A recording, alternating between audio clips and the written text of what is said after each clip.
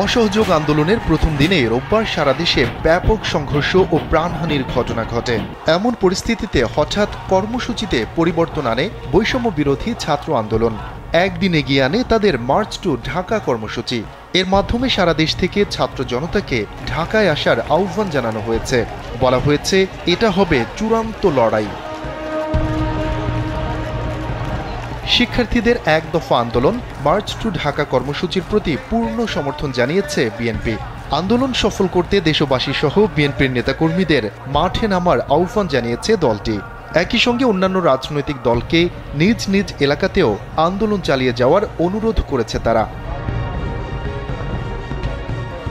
শুধু বিএনপিই নয়, আন্দোলনরত শিক্ষার্থীদের মার্চ টু ঢাকা কর্মসূচিতে সংহতি জানিয়েছে হেফাজতে ইসলামও।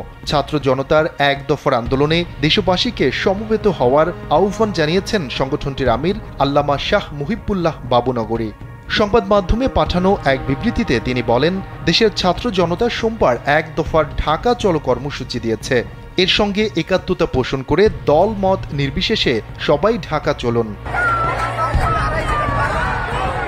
এই কর্মসূচির প্রতি সংহতি জানিয়েছে চরমনাইপন্থী রাজনৈতিক দল ইসলামী আন্দোলন বাংলাদেশও। রোববার দলটির মহাসচিব অধ্যক্ষ হাফেজ মাওলানা ইউনুস আহমদ এক বিবৃতিতে সংহতির কথা জানিয়েছেন।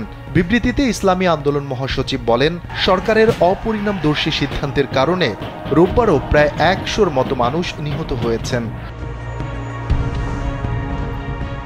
এদিকে যারা কারফিউ অমান্য করবে তাদের বিরুদ্ধে জিরো টলারেন্স দেখানো হবে বলে জানিয়েছেন ঢাকা মহানগর পুলিশ ডিএমপির কমিশনার হাবিবুর রহমান। তিনি বলেন, ডিএমপি এ পর্যন্ত ধৈর্যের পরিচয় দিয়েছে। তাদের ব্যবস্থা আন্দোলনকারী ছাত্রদের বিরুদ্ধে নয়, নাশকতাকারীদের বিরুদ্ধে। তাই যে কোনো নাশকতাকারীকে বিন্দু মাত্র ছাড় দেওয়া হবে না বলেও হুঁশিয়ারি দিয়েছেন ডিএমপি কমিশনার। সেনাবাহিনীর পক্ষ থেকে জানানো হয়েছে, আবারও দেশের আইন শৃঙ্খলার অবনতি ঘটায় অনির্দিষ্টকালের জন্য কারফিউ জারি হয়েছে।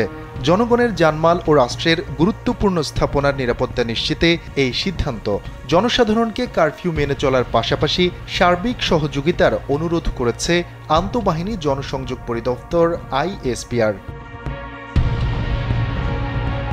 এদিকে দেশব্যাপী অনির্দিষ্টকালের জন্য জারি হওয়া কারফিউর কারণে নিজেদের ঘোষিত শোক মিছিল স্থগিত করেছে ক্ষমতাসীন আওয়ামী লীগ। একই সঙ্গে বঙ্গবন্ধুর বড় ছেলে শেখ কামালের জন্মবার্ষিকীর কর্মসূচিও স্থগিত করেছে দলটি। এমন পরিস্থিতিতে ঢাকায় ঠিক কী ঘটতে যাচ্ছে তা নিয়ে শঙ্কায় দেশের মানুষ। শফিকুল ইসলাম শান্ত, কালবেলা।